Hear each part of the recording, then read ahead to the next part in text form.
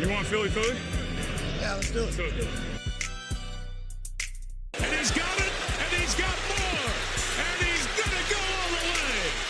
What a night, what a season, what a player. Intercepted, picked off by Cooper DeJean, gets a block, DeJean, and touchdown. The Philadelphia Eagles are Super Bowl champions. Eagles fans everywhere, this is for you. Let the celebration begin. Et bonjour à tous, bienvenue pour un nouvel épisode du Fly Podcast Fly. Le Fly Podcast Fly n'est pas mort. Nous étions juste en conflit de planning pendant quasiment 2 mois d'affilée, mais nous sommes tous là aujourd'hui, enfin tous, on ne sait pas puisque Loïc a des problèmes de connexion. Je vais commencer avec ceux qui sont là, c'est sûr. La grande star, évidemment, de ce podcast, l'homme qui réunit chaque soir 17 millions de téléspectateurs devant la chaîne Équipe, c'est Grégory Hacher. Bonjour à toi, Grégory. Chiffre non contractuel. Chiffre non contractuel, après augmentation et évidemment avec triple TVA. J'aimerais bien, mais non. Bonsoir Victor, bonsoir François, Loïc et la fanbase de, ne l'oublions pas, nos champions du monde vainqueurs du Super Bowl et qui vont entamer une nouvelle road to Super Bowl d'ici peu de temps. Exactement, j'ai aussi avec moi l'homme qui représente Eagles FR sur Twitter. Il a à peu près 225 000 followers, chiffre non contractuel. C'est François. Bonjour à toi François. Salut Victor, quasiment contractuel, hein, je crois 224. Ah, ça arrive, c'est bientôt mais là. Greg a tout dit, on est champion, profitons-en, au moins jusqu'à la week 1. Non, mais attendez. Saison. Je ne vais pas laisser démarrer cette nouvelle saison sans dire ce que je considère pour moi comme le premier podcast de la saison, que c'est l'année du back-to-back. J'en ai rien à carrer, je vous l'ai annoncé maintenant. Là, même pas 1 minute 30, c'est le back-to-back. Voilà, je vous le dis. Moi, je suis d'accord avec ça. Il n'y a pas de doute. Est-ce que Loïc est avec nous? Attention, j'invoque Loïc. Hello. Oh, il est là. Incroyable. Il n'a pas mis sa tête, mais en même temps, est-ce que c'est pas mieux pour nous? Mais il est là malgré tout. L'homme qui cumule à peu près 325 000 heures de visionnage des All-22 des Eagles sur les 45 dernières années. Il a même des années qui n'étaient pas filmées. C'est vous dire s'il est fort. C'est Loïc Badoil. Bonjour à toi, Loïc. Hello. Non, mais franchement, le back-to-back Super Bowl, c'est trop facile. La vraie question, c'est est-ce qu'on va faire le back-to-back NFC Est? Oui, c'est vrai que ça, c'est presque plus dur. Ouais. C'est malin, ça. Malin. Je suis d'accord que c'est presque plus dur. Malin. Messieurs, petit épisode détente. Hein, c'est l'été, on est tranquille. On va parler, il y a une petite actu dont on va parler. C'est le calendrier. Pour le reste, pas grand-chose en termes de recrutement, parce qu'on s'attendait peut-être à avoir des free agents après la période des choix compensatoires. Finalement, depuis l'épisode qu'on a fait avec François, on n'a pas eu de recrues. Mais on a des camps qui vont commencer. Et évidemment, avec ça, on aura quelques postes qui vont être intéressants à suivre. Si on commence avec le calendrier, je vais le rappeler très rapidement en liste et après, on va parler de 2-3 sujets intéressants. Les Cowboys. Pour le match d'ouverture, le 4 septembre, ça sera un jeudi. Ensuite, nous allons chez les Chiefs, nous accueillons les Rams, nous allons chez les Buccaneers, donc ça, c'est perdu. Hein.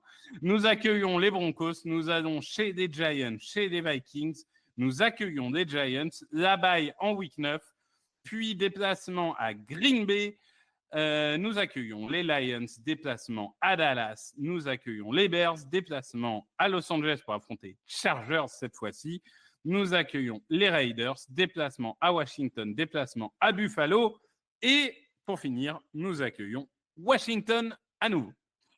Grégory, je vais commencer. Voilà, je te le dis. C'est l'enfer. Non, mais... Voilà, regarde, pose même pas de questions, je te le donne. Là, tu l'as fait. Je crois qu'il n'y a même pas besoin que tu animes en posant une question. Tu as cité un calendrier. Alors, dû à mon grand âge, je crois que je n'ai pas souvenir d'un calendrier aussi démentiel. Je ne vais même pas dire pour les Eagles, j'ai même envie de dire pour une équipe. Je dis ça au doigt levé parce qu'évidemment, je n'ai pas confronté tous les calendriers des vainqueurs. Mais là, rien que de savoir tous les finalistes de conférence, tous les derniers vainqueurs de Super Bowl, tous les favoris sont là, on les joue tous. C'est-à-dire que ce soit évidemment Washington par la force des choses, Dallas par la force des choses, mais aussi les Chiefs, les deux équipes de Los Angeles, les Bills et évidemment du MVP. Je veux dire, c'est monstrueux et à l'exception, dites-moi si j'en oublie un, des Bears et des Raiders, je ne vois aucun match où tu te dis on va gagner de 43-17. Donc je suis très déçu.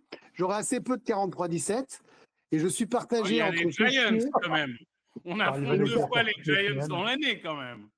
Oui, mais parlons de football. Oui, Bon. d'accord. Je me dis que. La seule équipe qui a un calendrier plus dur que nous, c'est les Giants parce qu'ils rencontrent 2 fois les Eagles. Oui, Ouais, c'est ça. c'est ça. C'est exactement ça. Alors, eux, Mais- c'est horrible. Eux, c'est horrible parce qu'avec les divisions et tout qui se chevauchent, déjà, ils ont fini top 3 et en plus, ils ont un calendrier de fils de pute. Non, mais c'est terrible. Mais Non, mais après, c'est fou. Ouais. C'est fou. C'est fou. Je veux dire que tu peux attaquer, très sincèrement, ce ne sera pas le cas, mais si tu n'es pas prêt, tu peux te retrouver à 0-4 en perdant des matchs serrés sans que ce soit scandaleux par rapport aux équipes. Si j'ai bien compté, on a 12 matchs contre des équipes qui étaient en playoff l'année dernière. Hein. Si je ne dis pas de bêtises. On donne les 4 premiers. Sachant que les Cowboys n'étaient pas, on est quand même dans un calendrier. Non, mais les de Cowboys facile, maintenant, et les Giants n'y étaient pas. Donc déjà, on passe de 17 à 13. Et je pense que quasiment tout le monde, à part les Raiders, que même les Broncos Les y Bears. étaient. T'as les Bears. Ouais, les Bears. On écarte les Raiders. Donc on rappelle d'ailleurs que pour la plupart, c'est des équipes qui ont voté pour abolir le touche-push. Manque de buzz, ça n'a pas loupé, ça n'a pas réussi. Je dirais quand même que les Lions, eux, ont voté pour qu'on maintienne le touche-push. Et je tiens à dire que c'est des grands favoris, c'est les seuls à l'avoir fait. Donc je tiens à le mentionner. Loïc, on sait à quel point tu as un attachement pour les Dallas Cowboys. On a tous dit, à un moment, soit dans les conversations, soit en podcast, la NFL commence jamais par un match de division. Ça n'arrive jamais ou presque jamais. Et pourtant, là, on se retrouve avec un match de division pour commencer. Quel est ton avis là-dessus? Bon, évidemment, ça fera d'audience, hein, c'est la NFCS, mais est-ce qu'on est content de se dire on a affronté Cowboys ou est-ce que finalement, c'est un peu décevant plutôt que d'avoir ça en octobre-novembre, un match qui sent le soufre, l'avoir en ouverture, ça perd un peu de je sais pas, de son panache. Ouais, je suppose que peut-être pour une fois, on va avoir Hurts et Prescott en même temps sur le terrain, puisque ça arrive très rarement les dernières années.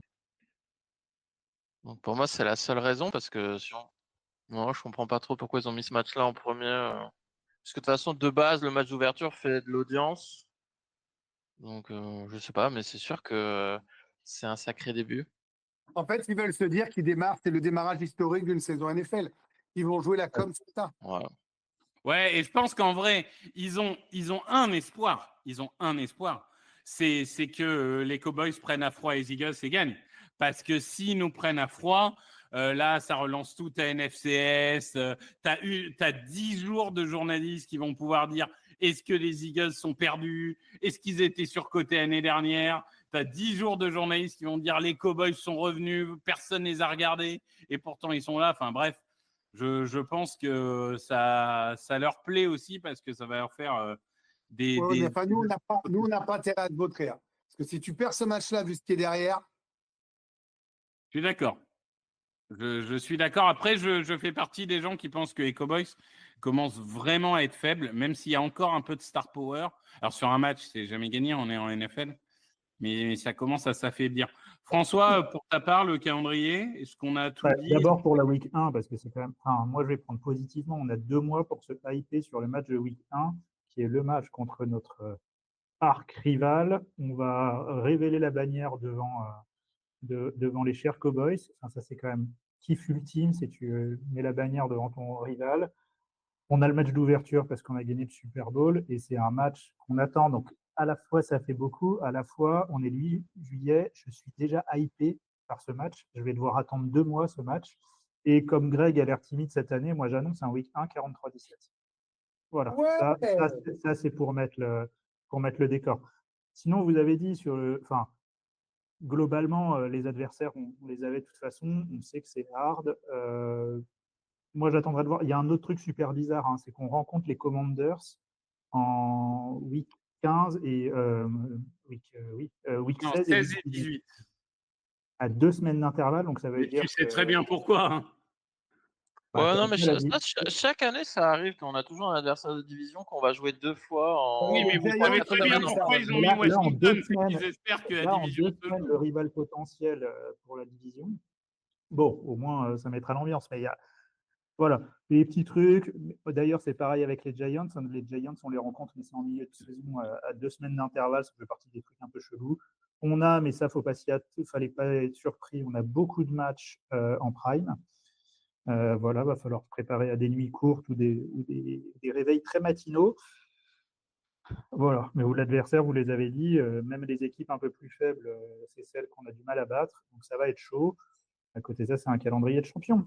C'est le privilège de se taper les vainqueurs de division et les grosses dives. Non, je suis assez d'accord avec ça. De toute façon, il faudra vivre avec ça. C'est pas comme si on a le choix. Et d'un autre côté, j'ai envie de dire, on se souvient de l'année 2023. C'est vrai que la fin de l'année, bah, tout le monde s'en souvient. On perd contre les Cardinals, contre les Giants et tout. Mais pendant la plupart de la saison, on bat les Chiefs, on bat les Bills. On n'est pas mauvais dans ces matchs-là. On est une équipe assez clutch. Donc, c'est sûr qu'on fera probablement pas 13 victoires. Si on y arrive, ce serait fabuleux. Mais cette saison, ça me paraît moins probable, on va dire. Et mais c'est pas grave parce qu'on n'a pas forcément besoin de ça. On peut être une équipe. On peut être une équipe puisque Loïc disait que, et à juste titre avec ironie, que ça serait plus dur de gagner le titre de la division que de la conférence ou même d'être numéro 1 de la ligue. On peut être une équipe où on est derrière Washington, par exemple, dans notre division parce qu'ils ont un calendrier plus facile et qu'ils en prennent un sur nous, on en prend un sur eux. Mais ça ne nous empêcherait pas d'être champion, un peu à l'histoire d'un Houston de Ronnie Tomjanovic et Pok Olajuwon dans les années 90 ou d'autres, des équipes où il ne faut pas sous-estimer le cœur d'un champion. C'est-à-dire qu'on peut être 3, 4, 5 de la ligue et quand même gagner, comme l'ont fait les Chiefs, également avec Mahomes, alors qu'ils n'étaient pas tête de série numéro 1 il y a 2 ans. Ouais, on rappelle que pour gagner le titre, Olajuwon, il avait besoin de 2 choses. Hein, c'est d'un mental de champion et que Jordan soit à la retraite. Et ça, c'est parce que tu n'as pas connu et tu laisses passer. Je t'interdis de parler d'un truc que tu n'as pas connu. Attends. 94, 95, je peux te dire, j'ai vu les playoffs. Bref. On est en train de faire des références des années 90. Là. Oui, excuse-nous, on a l'âge qu'on a. D'avoir un auditoire, hein. C'est ça. Et si tu voyais les stats sur des sites de foot américain, que je ne donnerai pas, tu verrais que les trentenaires, paradoxalement, en fait, l'apogée des fans de foot américain, ils ont 30-40 ans. Ils n'ont pas moins de 30 ans, malheureusement. Mais ça, c'est un autre problème. C'est-à-dire que comme personne ne le voit depuis qu'on n'a plus les droits, c'est plus compliqué. Hein. Ouais, mais alors, je comprends, mais outre ce non, mais petit laisse tomber, acte, tu peux pas répondre à ça, tu couperas, va, t'emmerde pas. mais non, c'est pas ça. C'est que le truc, c'est qu'avec des AZN et tout, tu as quand même beaucoup plus accès au football que tu avais quand on était jeune. Donc, c'est quand même parfois difficilement explicable. Mais c'est cher. Voilà, la réponse, c'est que c'est cher. Ça c'est vrai aussi que c'est moins accessible que la NBA ou autre. Je suis bien d'accord. Messieurs, parlons peut-être un petit peu des camps. Les camps qui vont commencer, les camps d'entraînement, avec quelques, mine de rien, d'incertitude, on va dire. Incertitude au poste de garde, à droite, entre Tyler Steen, entre Matt Pryor, entre d'autres joueurs qui peuvent être candidats. Incertitude peut-être au poste de defensive tackle, même si normalement ce devrait être Moro Ojomo qui vient avec Davis et Carter, mais il y a du Byron Young, il y a du Thomas Booker, il y a du Ty Robinson. Incertitude évidemment au niveau des linebackers, parce que Nakobe Dean ne reviendra pas avant janvier. Donc il y a quand même, et encore s'il revient, donc il y a quand même place à prendre. Qui remplacera Josh Sweat? Est-ce que Jalix Hunt va devenir son successeur ou est-ce que Aziz Ojulari fera le pont? Qui sera safety aux côtés de Reed Blankenship? Tout ça. Je te fais commencer, Grégory. Quel est vraiment, on va dire, le poste où tu te dis « Ah, ça va quand même m'intéresser de lire ce que des insiders ont à dire pendant les camps sur qui est le plus efficace sur ce poste-là. » Je vais faire assez court parce que j'ai déjà pas mal parlé, mais moi, il y a un joueur que je veux suivre cette saison, que tu as cité, qui fait partie des gens qui doivent prendre la relève, c'est Jalen Hunt. Voilà, je veux voir, je veux savoir. J'ai vu des choses l'an dernier qui m'ont hypé, excité. Il y avait ce point d'interrogation à la draft en se disant attention, on a peut-être drafté un bijou. C'est vraiment un choix de Statland. Il y a un truc avec ce gars-là. Ce que j'ai vu l'an dernier, plus ça se compliquait, plus la saison avançait, plus la fatigue était là, plus les matchs étaient intenses, il était bon. Et ben, dès la deuxième année, j'ai envie de croire que c'est sa saison. Voilà. Je me voterai peut-être, mais vraiment, si je dois regarder un joueur, c'est lui. Oui, un choix de Fangio, pas de Stoutland. Je sais que Stoutland est partout, mais quand même. Oui, pardon. Non, mais je suis d'accord avec toi. Alors, général manager. Je vais faire très vite parce que moi, j'avais la même chose. C'est-à-dire que oui Jake Hunt, pour moi, en fait, quand je ne le connaissais pas, parce que honnêtement, personne n'a regardé en université à Paris Scout. Il venait d'une université vraiment inconnue. Et on nous a tous dit, alors tout le monde est d'accord pour dire qu'il n'est pas prêt. Mais un jour, quand il sera prêt, vous allez voir, dans 2-3 ans, il va être bon. Résultat, il a été bon quasiment dès le premier jour. Donc, pour le coup, je suis assez hype aussi et j'ai l'impression que le potentiel est immense pour un mec qui, il y a encore 4 ans, jouait safety, hein, si je ne dis pas de bêtises. Donc, il y a vraiment des choses à voir. François, de ton côté, c'est quoi le joueur, le poste que tu veux voir absolument ? Moi, j'avais Hunt, mais plus avec les edges en général, parce que évidemment Hunt, mais on en a vu un peu. Il y a Ojulari quand même qui pourrait être vachement clé dans cette saison. Il y a Uche aussi. En fait, l'unité des edges, elle peut être énorme ou ça peut être un gros point faible en fonction de plusieurs scénarios. Je suis relativement confiant, mais je serais content d'être assuré. L'autre unité, pour moi, c'est cornerback, mais c'est surtout cornerback numéro 2.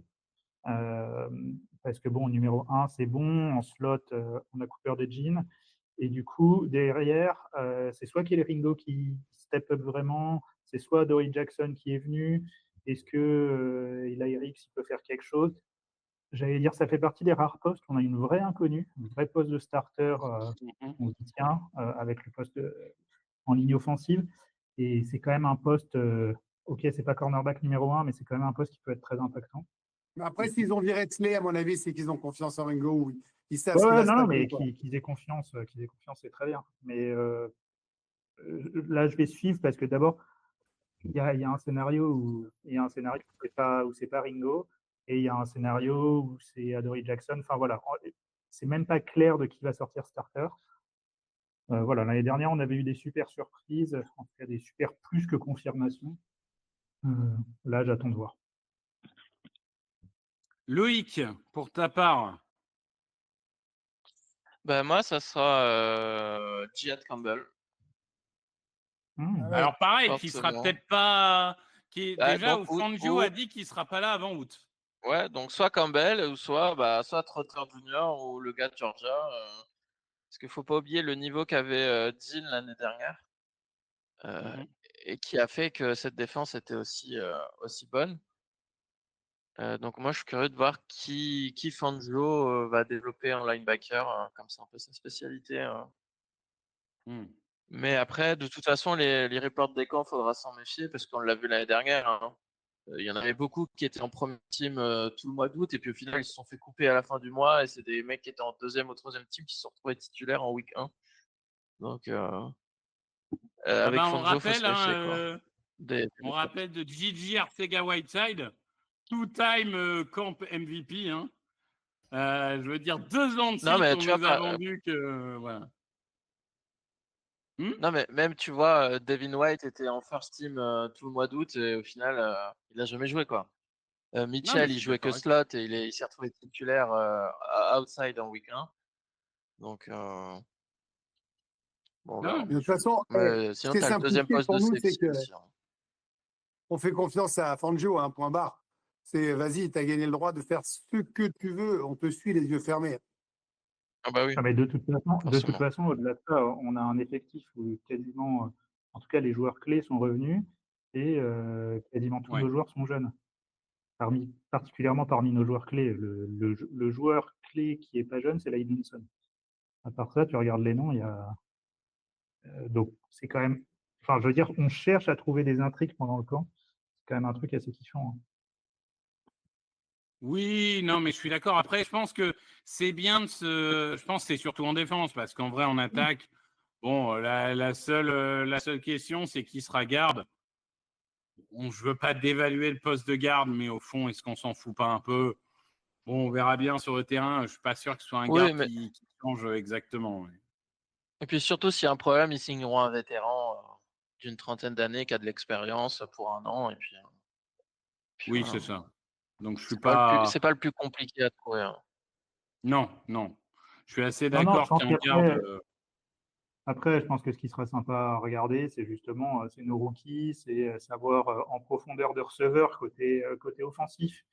Parce qu'évidemment, derrière les deux, il y a des places à prendre et va vraiment y avoir entre est-ce que Dodson prend plus de place parce qu'il a une vraie off-season qu'il a quand même pas eu du tout l'année dernière, et puis il y a les rookies de l'année dernière. Enfin voilà, là-dessus, ça va être intéressant. Et ça, tu le vois pas mal en training camp, hein, les receveurs qui sortent du lot en général, ça, c'est des choses qu'on voit.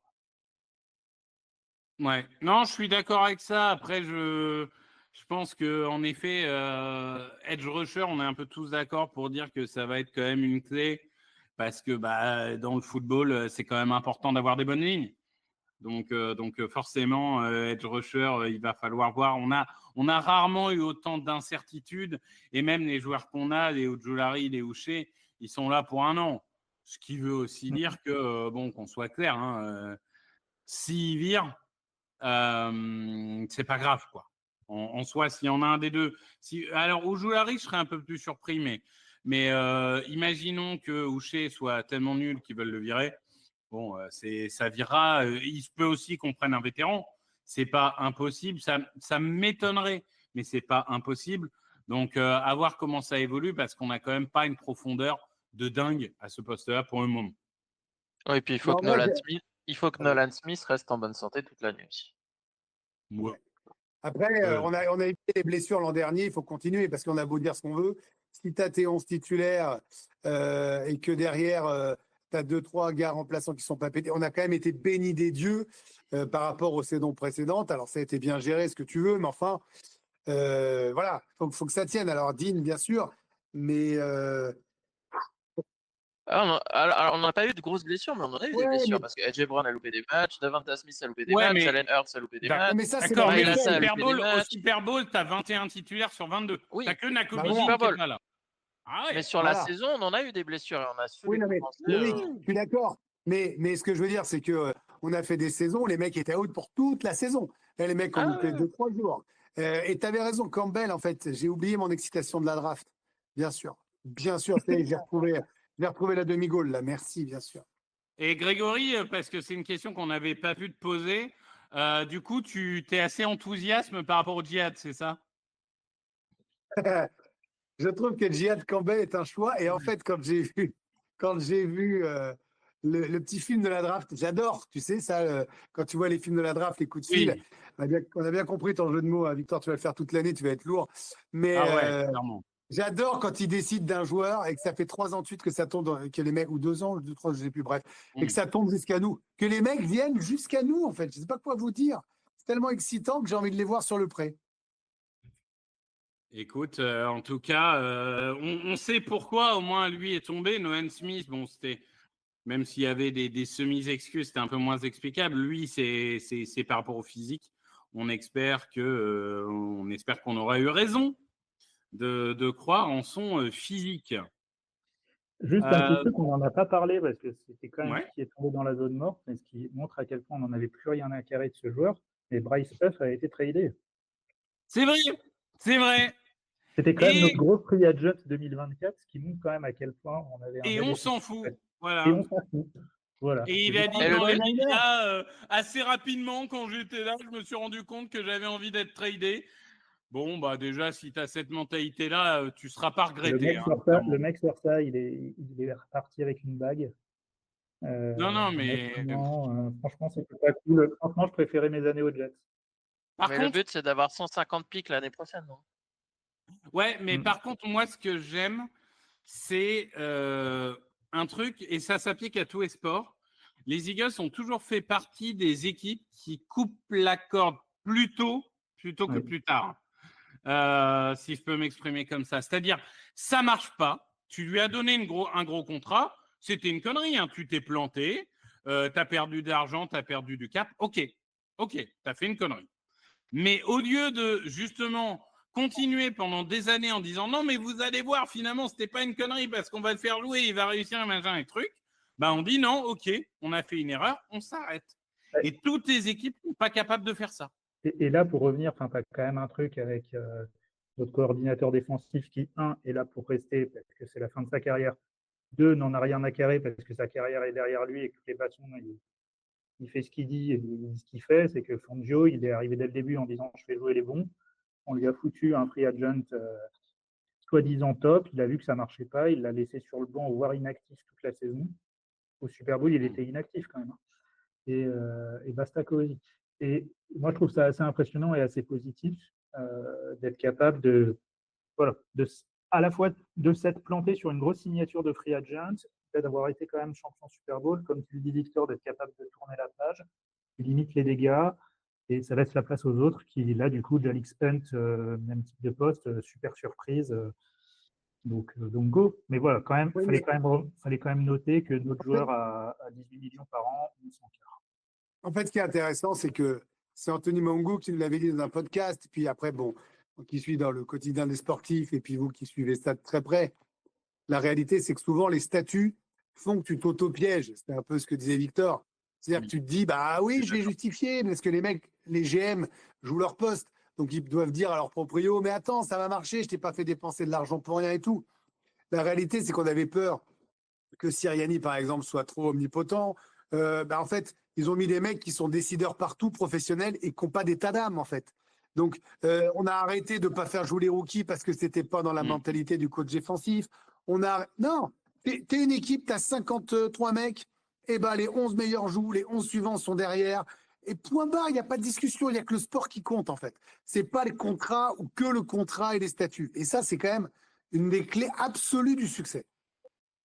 Je suis d'accord avec ça. C'est le message de dire, quel que soit ton contrat ou ton âge ou machin, si tu es le meilleur, tu joueras. Ça a toujours été la mentalité de Fangio. Ça a fait aussi que parfois, il a perdu quelques vestiaires, hein, soyons clairs, parce que ça n'a pas plu à tout le monde. Mais en attendant, voilà, moi, je pense que c'est quand même une belle mentalité et une mentalité qui parfois se perd un petit peu dans le football ou ailleurs, d'ailleurs. Ouais. Mais maintenant, tout le monde est prévenu. Hein. Bah, on est Tout le bien monde est d'accord. prévenu. Je pense que vraiment, pour le coup, c'est une équipe qui, au moins, si on sait que ceux qui sont là sont ceux qui adhèrent au projet, à 100%. Après, ceux qui n'adhèrent pas au projet dégagent. Même si sur le papier, tu perds un joueur qui potentiellement peut, ok, mais le potentiel, on s'en tape un peu le coquillard, on va dire. Et voilà. Donc, je pense que c'est ça.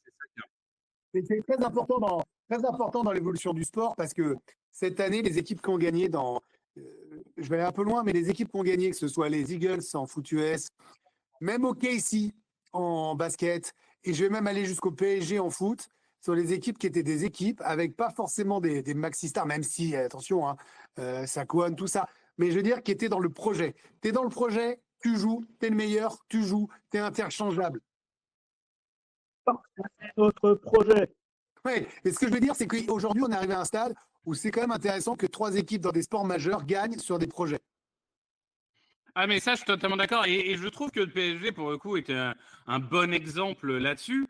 Tu as raison de dire, c'est que parfois, tu as la star, mais la star ne te permet pas forcément d'avoir l'équipe. Et c'est un équilibre très fin d'avoir une équipe. C'est très compliqué. Non, mais le PSG était devenu une mauvaise équipe NFL, une sorte de Dallas Cowboys, à payer très cher des stars qui sont censées faire gagner, qui ne gagnent pas.